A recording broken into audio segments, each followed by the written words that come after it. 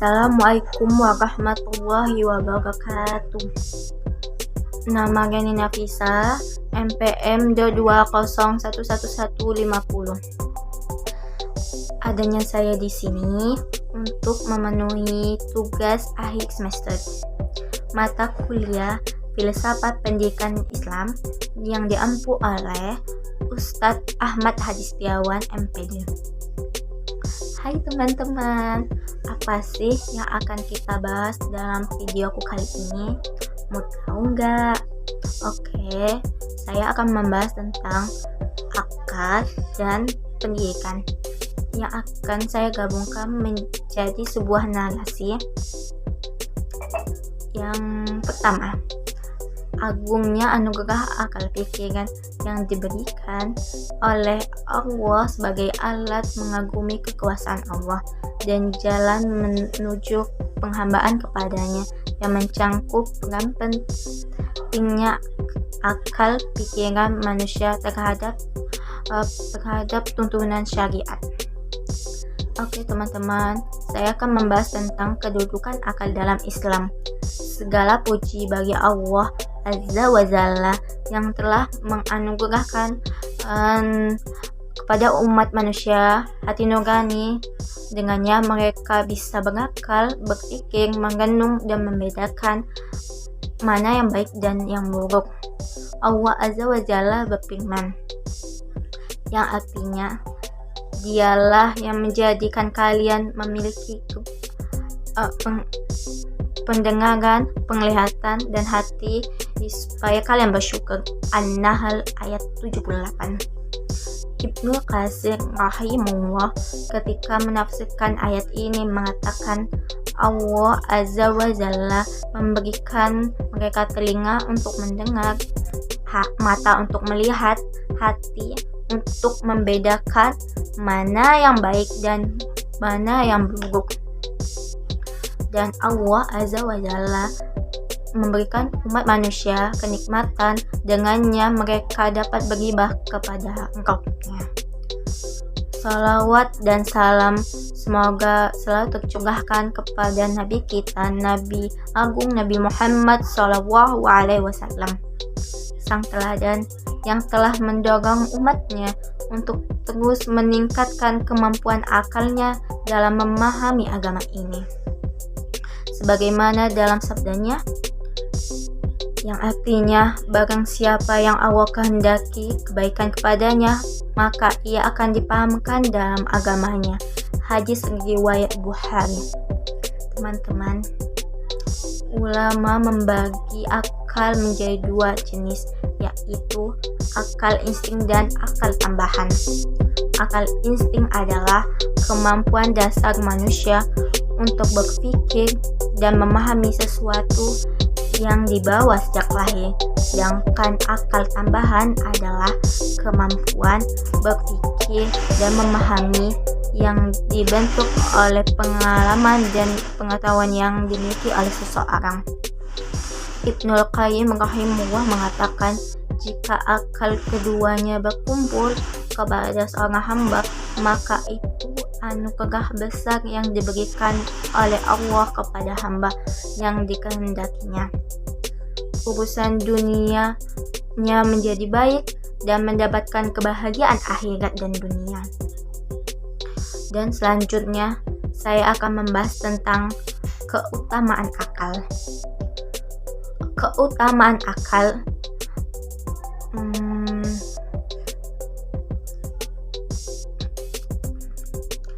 Keutamaan akal merupakan karunia agung yang diberikan oleh Allah Azza wa Jalla kepada Bani Adam. Ia adalah pembeda manusia dengan hewan. Dengannya mereka dapat terus berinovasi dan membangun adab peradaban. Dan dengannya dapat membedakan mana yang bermanfaat dan mana yang bahaya sesuai jangkauan akalnya. Tahu tidak teman-teman, ilmu lebih tinggi daripada akal.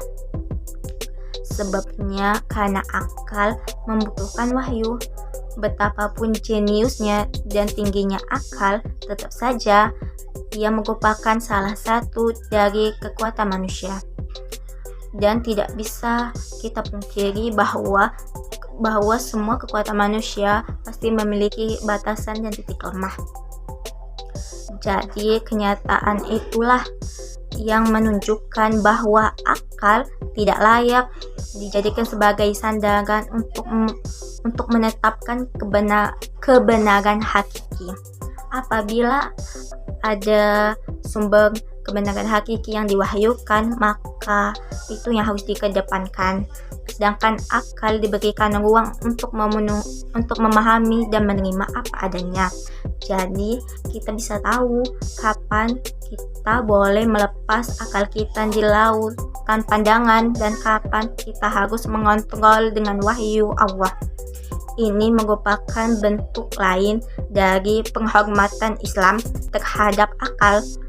Islam menempatkan posisi yang layak sekaligus menjaganya agar tidak terjatuh ke dalam jurang kesesatan yang membingungkan. Jadi kesimpulannya, akal bukan merupakan hakim, tetapi alat untuk memahami. Akal bukanlah segalanya. Kita wajib menempatkannya pada tempat yang layak dan tidak membebaninya dengan sesuatu yang tidak bisa dijangkau olehnya. Jadi, pentingnya ketundukan akal dan pikiran manusia terhadap tuntunan syariat Islam. Yang kedua, saya akan membahas tentang pendidikan yang Islami yang mencangkup pengetahuan, sikap, dan keterampilan bagi siswa dalam membentuk generasi yang unggul dan tangguh dalam menghadapi tantangan di era globalisasi.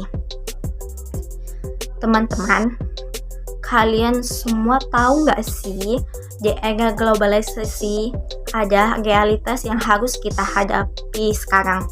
Di era inilah perubahan sedang berlangsung.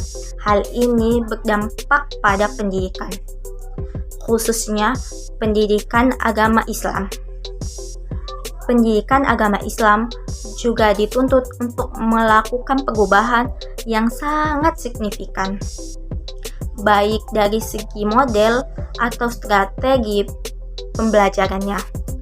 Bukan tanpa sebab, hal ini terjadi didasari oleh tantangan globalisasi.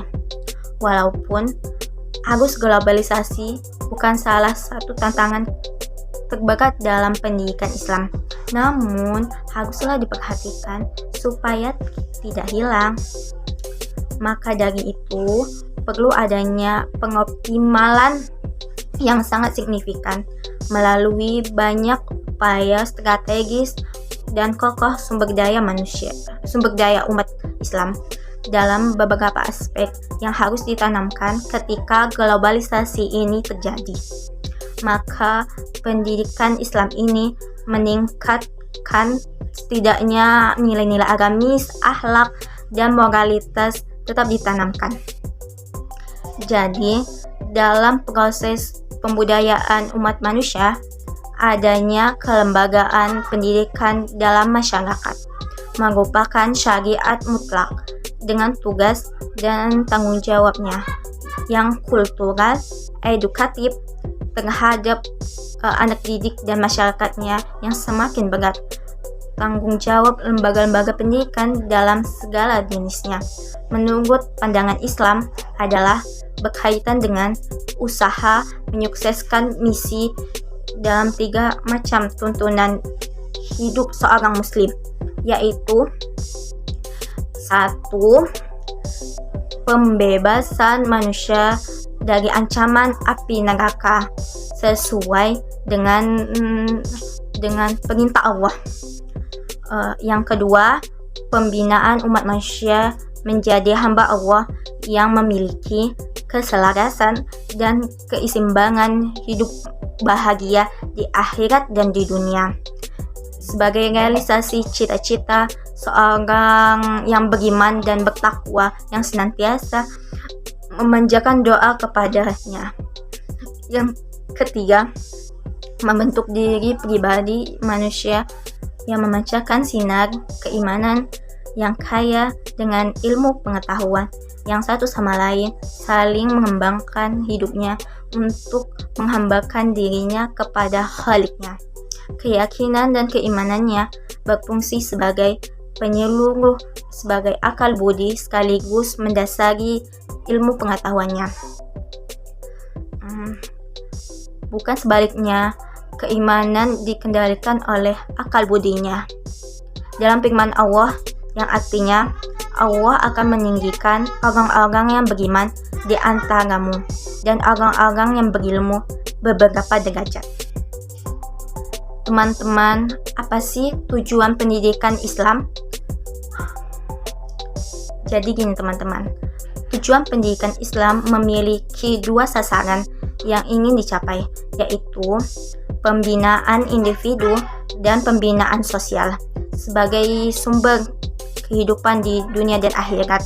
Tujuan individu yang ini direalisasikan adalah pembentukan pribadi muslim yang berakhlak mulia, beriman, dan bertakwa dalam rangka mencapai kebahagiaan di akhirat dan dunia. Sedangkan tujuan sosial adalah membangun peradaban manusia yang islami serta memajukan kehidupan sosial masyarakat sehingga tercipta masyarakat yang adil, makmur, sentosa, relevan dengan moto negara kita, yaitu adil, makmur, sentosa. Sedangkan beberapa sumber pendidikan Islam sebagai pedoman pemeluknya yaitu 1. Al-Quran Al-Karim, 2. Hadis An-Nabawi, dan yang ketiga ijma dan qiyas.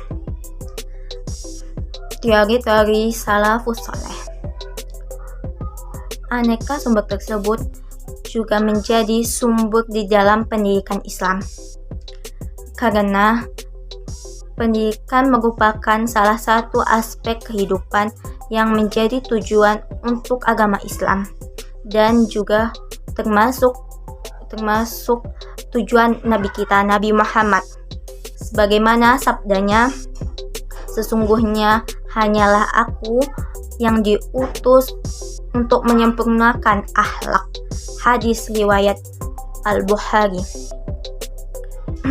Jadi kesimpulannya teman-teman adalah pendidikan Islam itu berupaya untuk mengembangkan individu sepenuhnya di era globalisasi saat ini.